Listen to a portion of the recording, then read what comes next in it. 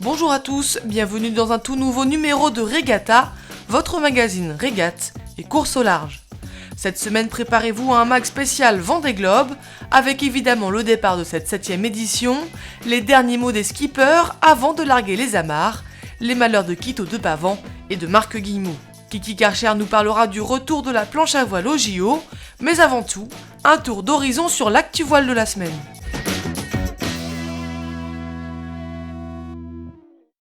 Des CNS et l'hydroptère, c'est fini. L'idylle n'aura pas duré une année.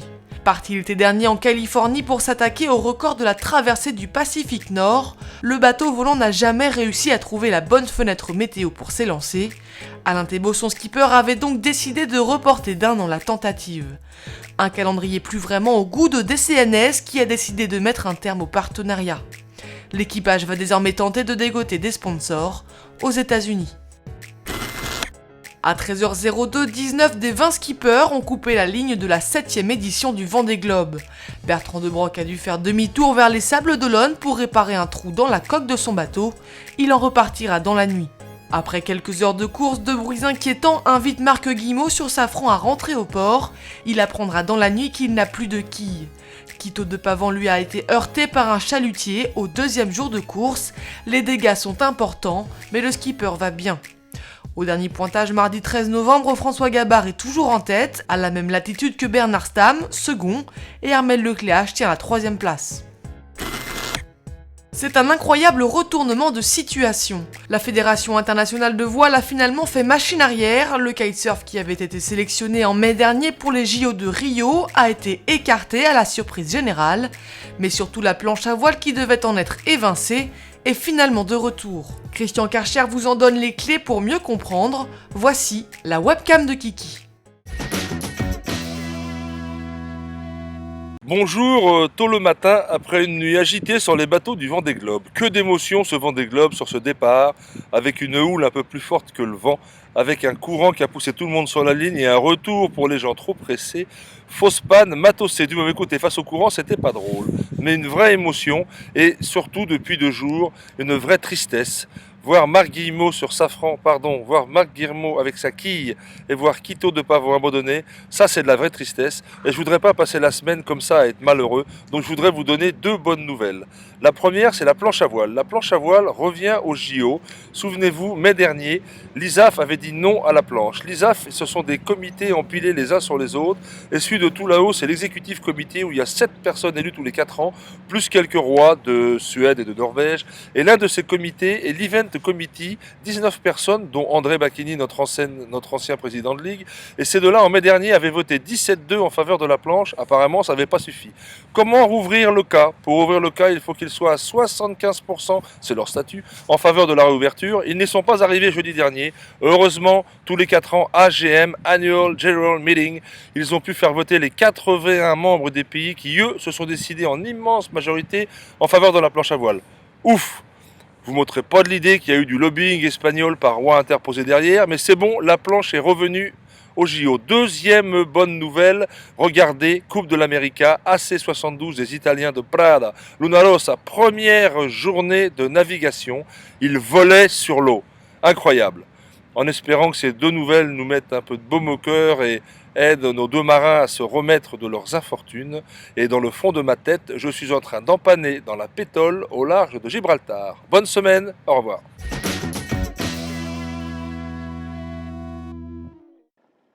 Je vous en parlais tout à l'heure, Marc Guillemot a dû rentrer au port quelques heures seulement après avoir pris le départ. De bruits inquiétants au niveau de la quille en ont convaincu. Marc ne sait pas encore à ce moment qu'il n'a plus de quille à son bateau. Quand il y aura quelque chose, qu'on saura quelque chose et qu'on aura vraiment analysé la situation, on vous le dira sans souci. Il n'y aura pas de cachotterie. On va plonger et on saura ce qu'il faudra faire lorsqu'on aura inspecté le bateau. Ce qui est certain, c'est qu'il y a eu 2 chocs. Le premier, j'ai eu le sentiment que je tapais dans quelque chose. Si ça se trouve, je suis à côté de la plaque. Et le deuxième, c'était vraiment un bruit pas très sain. Et le bateau s'est mis à fortement agiter. Le verdict, ce qu'on a pu analyser ce matin tôt, observer plutôt ce matin tôt avec les gars de mon équipe, c'est que le bateau tel qu'il est, je pouvais rentrer. On sait qu'au Sable d'Olonne, on est lié à la marée pour rentrer. À marée basse, on ne sort pas ou on ne rentre pas. Moi, je pouvais rentrer à toutes les heures. Ça veut dire quoi? Ça veut dire qu'il n'y a plus de quilles ou un monument de quilles sous le bateau. Voilà, ça c'est les faits. Hein. Voici à présent les images de Quito de Pavan, le skipper de Groupe Bell. Il a heurté un chalutier au deuxième matin de la course, au large du Portugal. D'après le skipper, le chalutier n'avait pas actionné son AIS, un système qui permet d'être repéré en permanence. Je dormais, les 10 minutes que je dormais. Et voilà, j'ai eu une collision avec ce chalutier. Par miracle, le mât est toujours en place.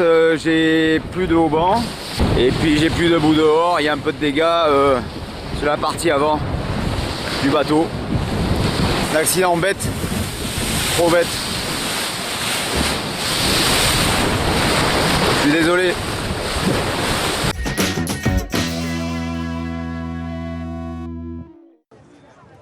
Parce que nos marins qui sont partis ont eu eux aussi leur lot d'émotions au départ, je vous propose d'écouter leurs derniers mots avant de larguer les amarres. Eux seront de retour dans 3 mois, mais nous, on se retrouve la semaine prochaine pour suivre ce tour du monde bien au chaud. Très bonne semaine à tous.